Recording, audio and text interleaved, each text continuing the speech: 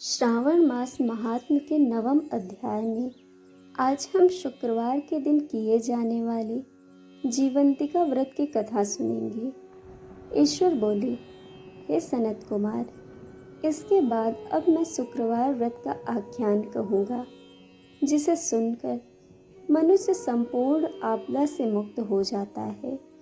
लोग इससे संबंधित एक प्राचीन इतिहास का वर्णन करते हैं। पांड्य वंश में उत्पन्न एक सुशील नामक राजा था। अत्यंत प्रयत्न करने पर भी उसे पुत्र प्राप्ति नहीं हो सकी। उसकी सर्वगुण संपन्न सुकेशी नामक भार्या थी। जब उसे संतान न हुई तब वह बड़ी चिंता में पड़ गई।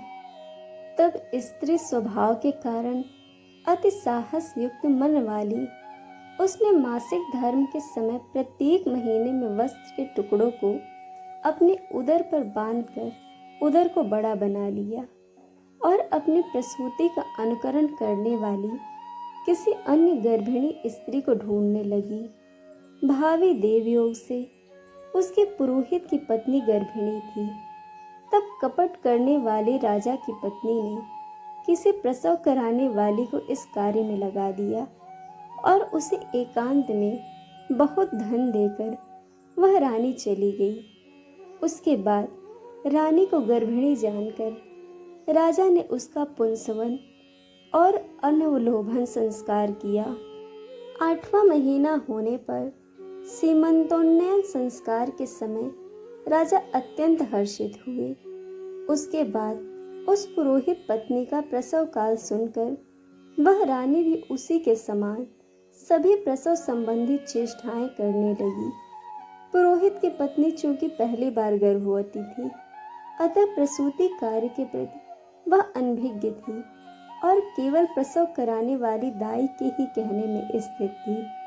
तब उस दाई ने पुरोहित पत्नी के साथ छल करते हुए उसके नेत्रों पर पट्टी बांध दी और प्रसव के समय उसके पैदा हुए पुत्र को किसी के हाथ से रानी के पास पहुंचा दिया। इस बात को कोई भी नहीं जान सका। उसके बाद रानी ने उस पुत्र को लेकर यह घोषणा कर दिया कि मुझे पुत्र रत्न की प्राप्ति हुई है। इन सब के बाद दाई ने पुरोहित की पत्नी की आंखों की पट्टी खोल दी। दाई अपने साथ मांस का एक पिंड लाई और उसने उसे दिखा दिया।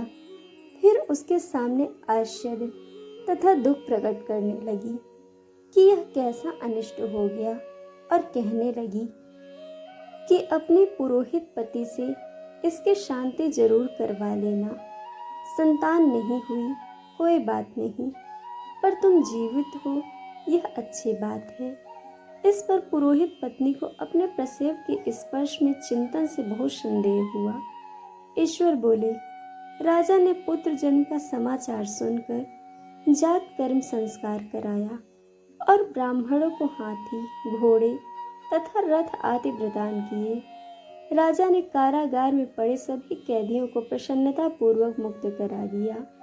उसके बाद राजा ने सूतक के अंत में नामकरण तथा अन्य सभी संस्कार किए। उन्होंने पुत्र का नाम प्रियव्रत रखा।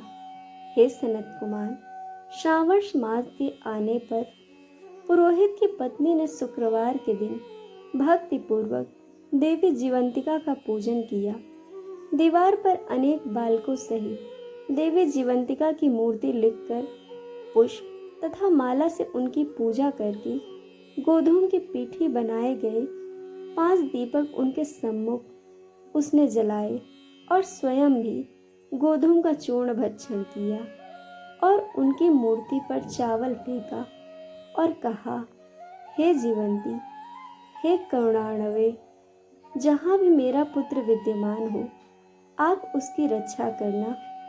यह प्रार्थना करके उसने कथा सुनकर यथाविधि नमस्कार किया। तब जीवंतिका की कृपा से वह बालक दीर्घायु हो गया और वे देवी उसकी माता की श्रद्धा भक्ति के कारण दिन रात उस बालक की रक्षा करने लगी। इस प्रकार कुछ समय बीतने पर राजा की मृत्यु हो गई। तब पितृभक्त उनके पुत्र ने उनकी पारलौकिक क्रिया संपन्न की। इसके बाद मंत्रियों तथा पुरोहितों ने प्रियव्रत को राज्य पर अभिषिक्त किया। तब कुछ वर्षों तक प्रजा का पालन करके तथा राज्य भोग कर वह पितरों के ऋण से मुक्ति के लिए गया जाने की तैयारी करने लगा। राज्य का भार वृद्ध मंत्रियों पर भक्ति पूर्वक सौंप कर और स्वयं के राजा होने का भाव त्याग कर उसने कार्पटिक का भेष धारण कर लिया और गया के लिए प्रस्थान किया। मार्ग में किसी नगर में किसी गृहस्थ के घर उन्होंने निवास किया। उस समय उस गृहस्थ की पत्नी को प्रसव हुआ था। इसके पहले षष्ठी देवी ने उसके 5 पुत्रों को उत्पन्न होने के 5वें दिन मार दिया था। यह राजा भी उस समय 5वें दिन ही वहां गया हुआ था। रात में राजा के सो जाने पर उस बच्चे को ले जाने के लिए षष्ठी देवी आई। जीवंतिका देवी ने उस षष्ठी देवी को यह कहकर रोका कि राजा को लांग कर मत जाओ। तब जीवंतिका के रोकने पर वह षष्ठी जैसे आई थी वह वैसे ही चली गई। इस प्रकार उस गृह स्वामी ने उस बालक को 5वें दिन जीवित रूप में प्राप्त किया। ये लोग इतने प्रभाव वाले हैं, यह देखकर उस गृहस्थ ने राजा से प्रार्थना की, हे राजन, आपका निवास आज के दिन मेरे ही घर पर हो। हे प्रभु, आपकी कृपा से मेरा यह छठा पुत्र जीवित रह गया है। इसके इस प्रकार प्रार्थना करने पर करुणानिधि उस राजा ने कहा कि मुझे तो गया जाना है। तब राजा गया के लिए प्रस्थान कर गए। वहां पिंडदान करते समय विष्णुपद वेदी पर कुछ अद्भुत घटना हुई। उस पिंड को ग्रहण करने के लिए 2 हाथ निकल कर आए। तब महान विस्मय युक्त राजा संशय में पड़ गए और पुनः पिंडदान कराने वाले ब्राह्मण के कहने पर उन्होंने विष्णु पद पर पिंड रख दिया। इसके बाद उन्होंने किसी ज्ञानी तथा सत्यवादी ब्राह्मण से इस विषय में पूछा। तब उस ब्राह्मण ने उनसे कहा कि ये दोनों हाथ आपके पितर के थे। इसमें संदेह हो तो घर जाकर अपनी माता से पूछ लीजिए, वह बता देंगी। तब राजा चिंतित तथा दुखी हुए और मन में अनेक बातें सोचने विचारने लगे। वे यात्रा करके पुनः वहां गए जहां वह बालक जीवित हुआ था। उस समय भी उस स्त्री को पुत्र उत्पन्न हुआ था और वह उसका 5वां दिन था। वह जो दूसरा पुत्र हुआ था उसे लेने रात में फिर वही षष्ठी देवी आई। तब जीवंतिका के दोबारा रोके जाने पर उस षष्ठी देवी ने उनसे कहा, आपका ऐसा क्या कृत्य है अथवा क्या इसकी माता तुम्हारा व्रत करती हैं जो तुम रात दिन इसकी रक्षा करती हो। तब षष्ठी का यह वचन सुनकर जीवंती ने धीरे से मुस्कुराकर इसका सारा कारण बताया। उस समय राजा शयन का बहाना बनाकर वास्तविकता जानने के लिए जाग रहा था। अतः उन्होंने जीवंती और षष्ठी दोनों की बात सुन ली। जीवंती ने कहा, हे षष्ठी, श्रावण माह में शुक्रवार को इसकी माता मेरे पूजन में रत रहती है और व्रत के संपूर्ण नियम का पालन करती है। वह सब मैं आपको बताती हूँ। वह हरे रंग का वस्त्र तथा कंचुकी नहीं पहनती और हाथ में उस रंग की चूड़ी भी नहीं धारण करती।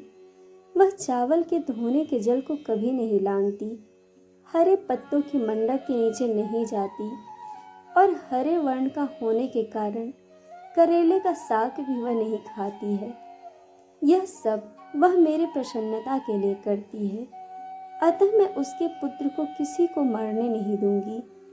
यह सब सुनकर राजा प्रियव्रत अपने नगर को चले गए। उनके देश के सभी नागरिक स्वागत के लिए आए। तब राजा ने अपनी माता से पूछा, हे माता, क्या तुम जीवंतिका देवी का व्रत करती हो? इस पर उसने कहा कि मैं तो इस व्रत को जानती भी नहीं हूँ।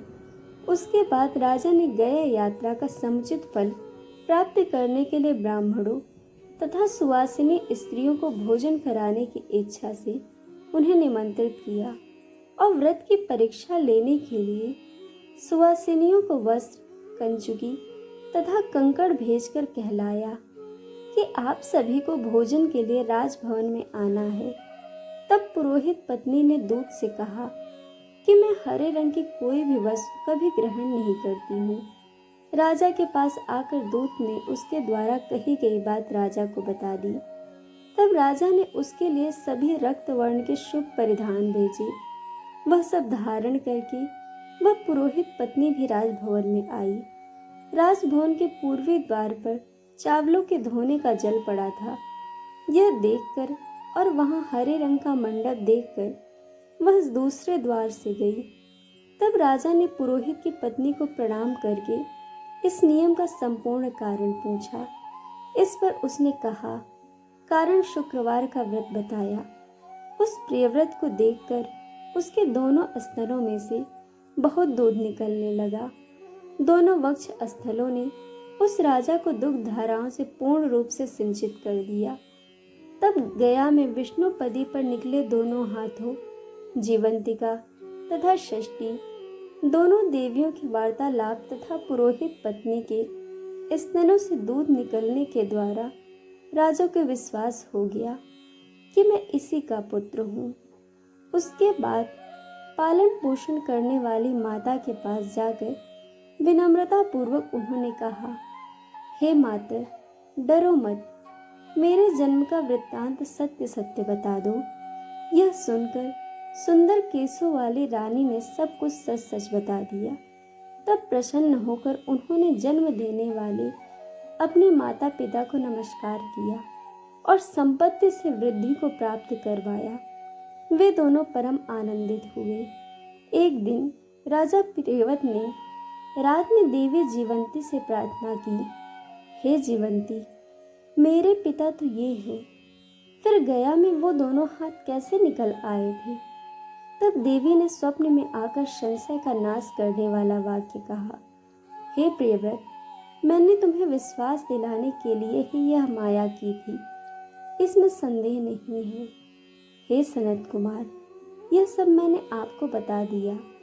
श्रावण मास में शुक्रवार के दिन इस व्रत का अनुष्ठान करके मनुष्य के सभी मनोरथों को प्राप्त कर लेता है। इस प्रकार श्री स्कंद पुराण के अंतर्गत ईश्वर सनत कुमार संवाद में श्रावण मास महात्म्य में शुक्रवार जीवंतिका व्रत कथन नामक 9वां अध्याय पूर्ण हुआ। दोस्तों, आपको कथा कैसी लगी यह हमें कमेंट करके ज़रूर बताइएगा और चैनल को सब्सक्राइब, वीडियो को लाइक शेयर करना बिल्कुल मत भूलिएगा। वीडियो देखने के लिए आप सभी का बहुत बहुत धन्यवाद। जल्द ही मिलेंगे इसके अगले अध्याय के साथ।